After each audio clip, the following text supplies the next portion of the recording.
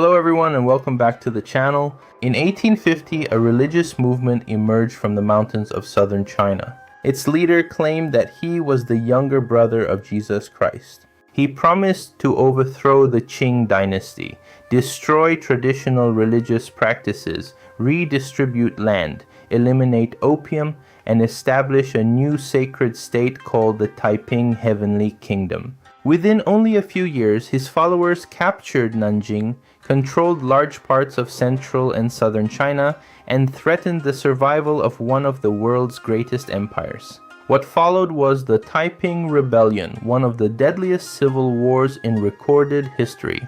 Between 1850 and 1864, perhaps 20 to 30 million people died through battle, massacre, famine, disease, and the destruction of agriculture.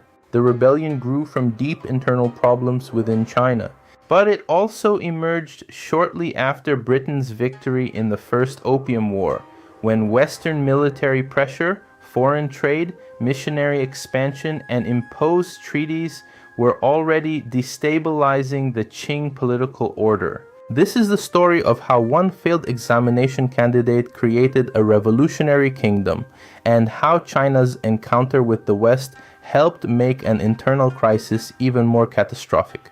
By the early 19th century, the Qing dynasty appeared powerful. It governed a vast territory and an enormous population, but beneath the surface, serious pressures were building. China's population had increased dramatically, while the amount of productive farmland had not grown at the same speed. Millions of peasants struggled with smaller farms, rising rents, debt, unemployment, and food insecurity.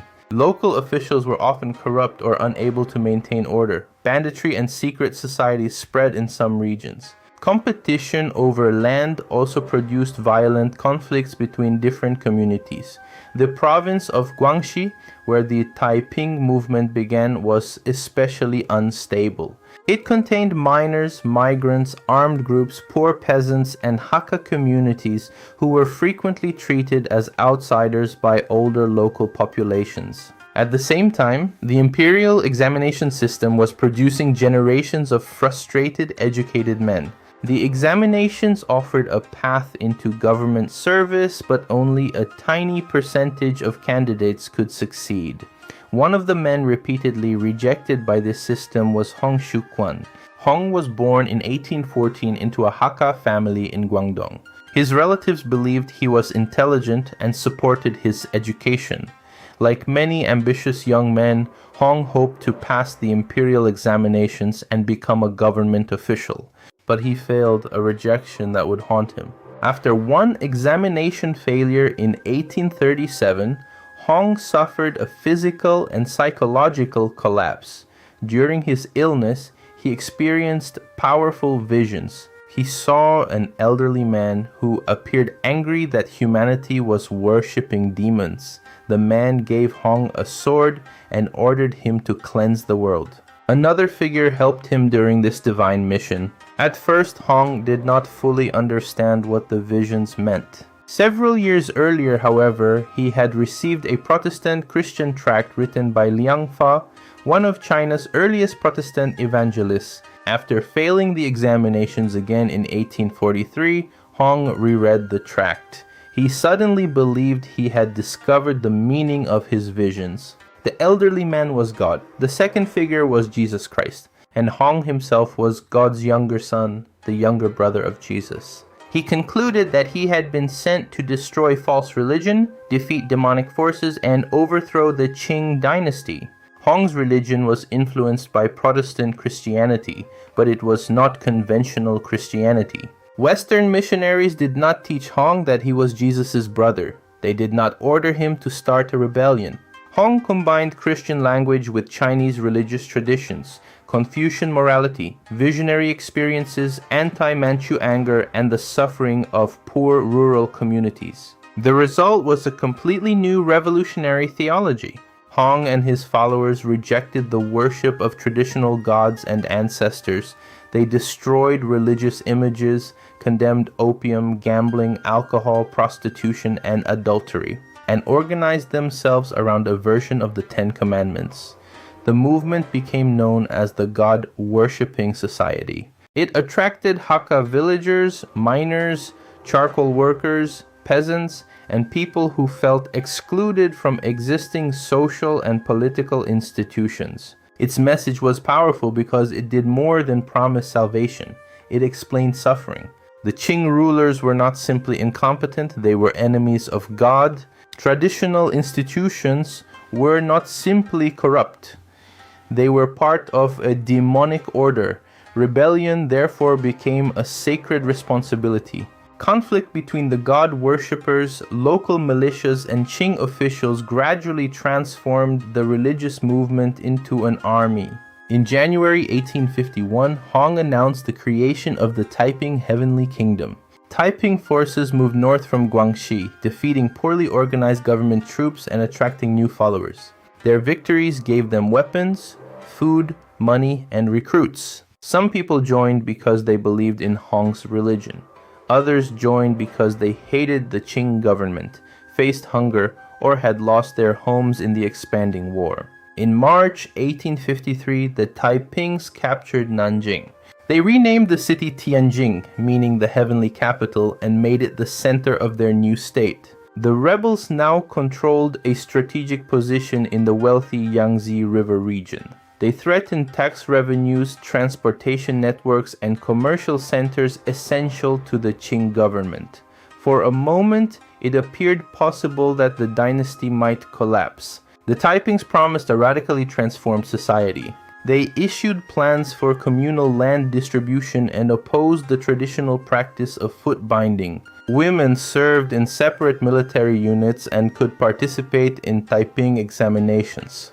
The movement condemned social corruption and presented itself as a government of moral purification.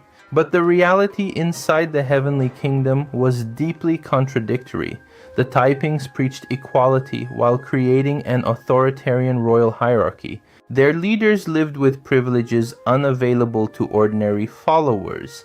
They condemned the old imperial order while constructing their own elaborate court. Strict separation between men and women was enforced during parts of Taiping rule, even as powerful leaders maintained special access to women. Most importantly, the Promised Land reforms were never implemented consistently across Taiping territory. The Heavenly Kingdom presented itself as a perfect society.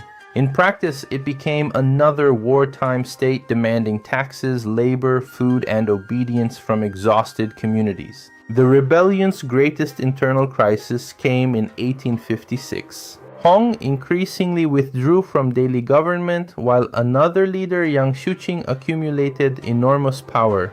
Yang claimed that God spoke directly through him during religious trances. This allowed him to challenge other leaders and even humiliate Hong. Hong eventually authorized his rivals to eliminate Yang. Yang and thousands of his supporters were massacred. Further killings followed as Taiping leaders turned against one another. One of the movement's strongest commanders left Nanjing with his followers. The Heavenly Kingdom survived, but its unity had been shattered. A movement promising divine harmony had become consumed by palace intrigue, paranoia, and political murder. The Taiping Rebellion was fundamentally a Chinese civil war, produced by Chinese social, political, and economic conditions.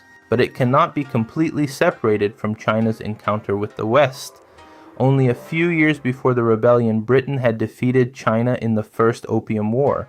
The resulting treaties forced China to open ports, pay indemnities, surrender Hong Kong, and grant new privileges to foreign powers. The defeat damaged Qing legitimacy and expanded the space in which foreign merchants and missionaries could operate. The Christian tract that influenced Hong came from this growing world of missionary publication. But foreign military pressure and missionary expansion helped create the environment in which Western religious ideas could enter China and be transformed into a revolutionary ideology. But foreign military pressure and missionary expansion helped create the environment in which Western religious ideas could enter China and be transformed into a revolutionary ideology. China was therefore fighting a massive civil war while also facing another foreign invasion. At first, some Western missionaries were curious about the Taipings. The rebels used Christian language, opposed idols, and condemned opium. Some wondered whether the movement could produce a Christian China. But missionaries soon discovered that Hong's religion was very different from their own. He refused to abandon his claim that he was God's son. The Taipings also threatened Shanghai and the commercial system built around the treaty ports. Western priorities changed.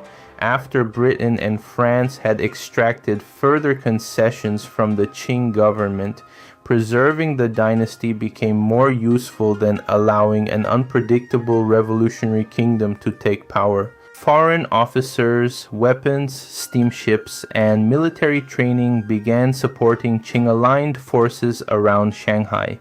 The most famous foreign-supported unit was the ever-victorious army, composed mainly of Chinese soldiers but led and trained by Western officers. However, the rebellion was not defeated primarily by foreigners. The decisive forces were regional Chinese armies created by Qing officials such as Zheng Guofan and Li Hongzhang. These armies gradually surrounded Taiping territory, cut supply routes, and advanced toward Nanjing. By 1864, Nanjing was starving. Taiping territory had been reduced, internal leadership had weakened, and Qing forces surrounded the capital. Hong Xiuquan died in June 1864. The exact cause remains uncertain. 1 month later, Qing forces broke into Nanjing. The fall of the city was followed by enormous killing, destruction, and looting. The Taiping Heavenly Kingdom effectively came to an end. The war had devastated some of China's richest regions. Cities had been destroyed. Farmland had been abandoned. Trade networks had collapsed. Families had been displaced and entire communities had disappeared. The death toll may have reached 20 to 30 million people, making the Taiping Rebellion comparable in human cost to the largest conflicts of the 20th century. The Taiping Rebellion was not simply the story of a strange religious leader, it was the result of a society under extraordinary pressure. Population growth, land shortages, poverty, corruption, ethnic conflict, examination failure, and dynastic weakness created the conditions for rebellion. Britain and France invaded China again while the Civil War was still raging.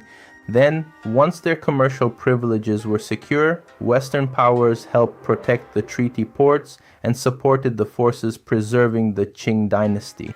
Western powers did not plan the rebellion, but Western contact contributed to the wider crisis. The Opium War weakened the Qing government, unequal treaties damaged its legitimacy, missionary networks introduced ideas that Hong radically reinterpreted. Britain and France invaded China again while the Civil War was still raging. Then, once their commercial privileges were secure, Western powers helped protect the treaty ports and supported the forces preserving the Qing dynasty. China therefore paid for its encounter with the West both directly and indirectly. It paid through invasion, opium, indemnities, and unequal treaties. It also paid through the destabilizing social and ideological consequences that followed forced opening. The Taiping Rebellion remained a Chinese tragedy, but it unfolded inside a China already being violently transformed by foreign power.